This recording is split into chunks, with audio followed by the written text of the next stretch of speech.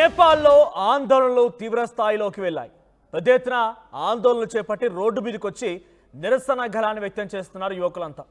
Social media పైన ప్రభుత్వం నిషేధం విధించడంతోనే రోడ్లపైకి ఎక్కారు యువత. జెన్జెడ్ పేరుతో ఆందోళనలు చేపడుతూ ఉన్నారు. నేపాల్ పార్లమెంట్లోకి ఈరోజు ఆందోళనకారులు దూసుకువెళ్లారు. ఆందోళనకారుల పైన భద్రతా బలగాలు కాల్పులకు పాల్పడ్డాయి. ఒకరు మరణించగా 100 మందికి పైగా గాయాలయ్యాయి. విజువల్స్ మనం చూస్తూ ఉన్నాము. జెన్జెడ్ సంబంధించిన ఉద్యమం ఉధృతంగా మారింది. నేపాల్ ప్రభుత్వం నేపాల్ అగైన్స్ కరప్షన్ ఉంది. KP Sharma oil government and it's recent move to restrict social media platforms. So ఇక్కడ నేపాల్ కరప్షన్, కేపీ శర్మ ఆయిల్కి సంబంధించినటువంటి దానిపైన కరప్షన్ విషయంలో నిరసనలు వ్యక్తమవుతూనే మరోవైపుగా సోషల్ మీడియా ప్లాట్ఫామ్స్ నియంత్రించడం పైన కూడా పెద్ద ఎత్తున నిరసనలు వ్యక్తమవుతున్నాయి. Online spilled on to the streets of Monday. So సోమవారం రోజున ఒక్కసారిగా ఉధృతం మొత్తం కూడా రోడ్లపైకి చేరింది. రోడ్లపైకి వచ్చి నిరసన వ్యక్తం చేస్తూ ఉన్నారు.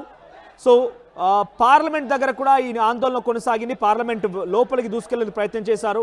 సో ఫైరింగ్ ఓపెన్ చేశారు పోలీసులు. దీంతో ఒకరు మరణించగా సో 100 మందికి పైగా గాయాలయ్యాయి.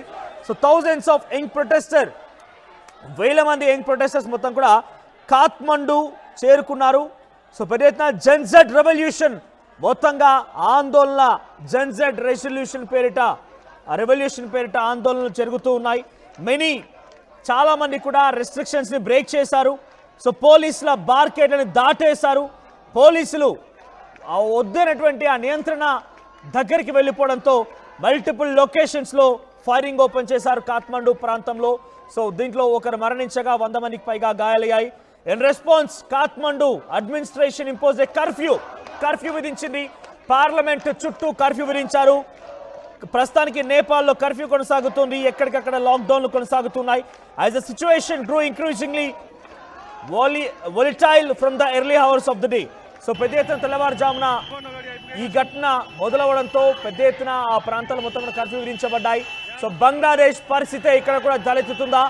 బంగ్లాదేశ్ మాదిరిగానే ఇక్కడ కూడా ఏకంగా ప్రధాని ఇంటిని చుట్టుముట్టే అవకాశం ఉందా? నేపాల్ మొత్తం కూడా ఇప్పుడు ఒక అట్టుడికిపోయే పరిస్థితి తలెత్తిందా అంటే అవునని సిచ్యువేషన్ కనబడుతోంది. సుమారుగా సెప్టెంబర్ 4 నుంచి 26 సోషల్ మీడియా ప్లాట్ఫామ్స్ మొత్తాన్ని కూడా నియంత్రించారు. Facebook, Twitter, WhatsApp and YouTube ఇవన్నిటిని కూడా నియంత్రించింది మినిస్ట్రీ ఆఫ్ కమ్యూనికేషన్స్. సో ప్రధానమైన కారణం ఒకటే, అక్కడ జరిగినటువంటి అవినీతిని బట్టబయలు చేస్తున్న రకంగానే ఈ కమ్యూనికేషన్ సిస్టాన్ని మొత్తం కూడా బ్రేక్ చేసింది ప్రభుత్వం అనేది అక్కడ ప్రజల్లో ఒక భావనగా ఉంది. సో పెద్ద ఎత్తున ఆందోళన కలిగించే విధంగా అక్కడ పార్లమెంట్ భవనాన్ని చుట్టుముట్టారు. బార్కెట్స్ తొక్కుకొని వెళ్లారు. ఎక్కడ చూసినా ఒక ఉద్రిక్త పరిస్థితి నెలకొని. ఒకసారి విజువల్స్ చూస్తున్నాం. సో విజువల్స్లో వీధుల నేపాల్ కాఠ్మండు ప్రాంతం మొత్తం కూడా సామాన్యమైనటువంటి యువకులు మొత్తం నిరసన వ్యక్తం చేస్తున్నారు. సోషల్ మీడియా ప్లాట్ఫామ్స్ని ఆపేయడం పైన చాలామందికి ఉపాధి అవకాశాలు కోల్పోయారు. చాలామందికి ఉద్యోగ అవకాశాలు కోల్పోయారు. చాలామంది మొత్తం కూడా తమ స్వేచ్ఛ గళాన్ని నియంత్రిస్తున్నారని చెప్పి వారంతా ఆందోళన వ్యక్తం చేస్తూ ఉన్నారు. ఒకసారి ఆ విజువల్స్ చూద్దాం.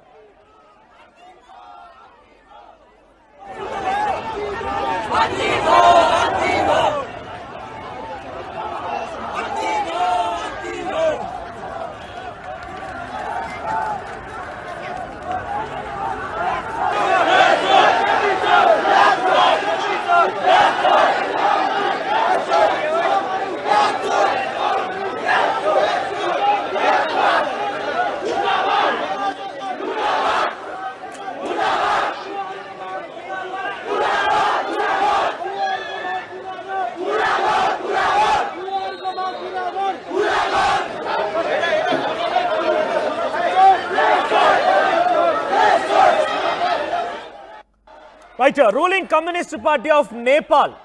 అక్కడ ఈ విషయం పైన oil said that the party would always stand against anomalies and arrogance and never accept any act that weakens the nation. దేశాన్ని కొంత బలహీనపరిచే విధంగా ఎవరైనా దుర్మార్గపు చర్యలకు పాల్పడ్డా, అరగెన్స్కి పాల్పడ్డా, అనామలీస్కి పాల్పడ్డా ఎట్టి పరిస్థితుల్లో నేషన్ ఒప్పుకోదు, దేశం ఒప్పుకోదు. కాబట్టి మీ అందరిని నియంత్రిస్తాను, మీ అందరినీ జైల్లో పడేస్తాను రకంగా హెచ్చరిస్తుందట అక్కడ అధికార పార్టీ. సో ఇదొక్కటి ముందుకు వెళ్తుంటే the independence of the nation is greater than loss of jobs. So స్వతంత్రం ముఖ్యం. అక్కడ ఉద్యోగ అవకాశాలు కోల్పోవడం కంటే కూడా దేశంలో స్వతంత్రం ముఖ్యం.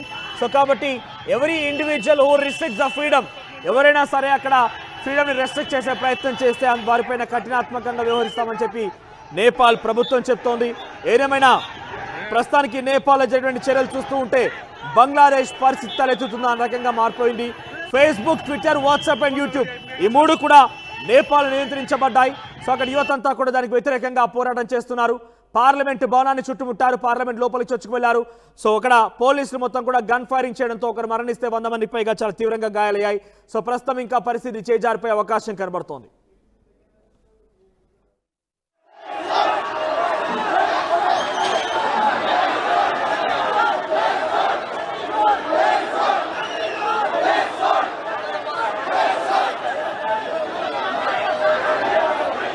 అసలైన తొలి వెలుగు.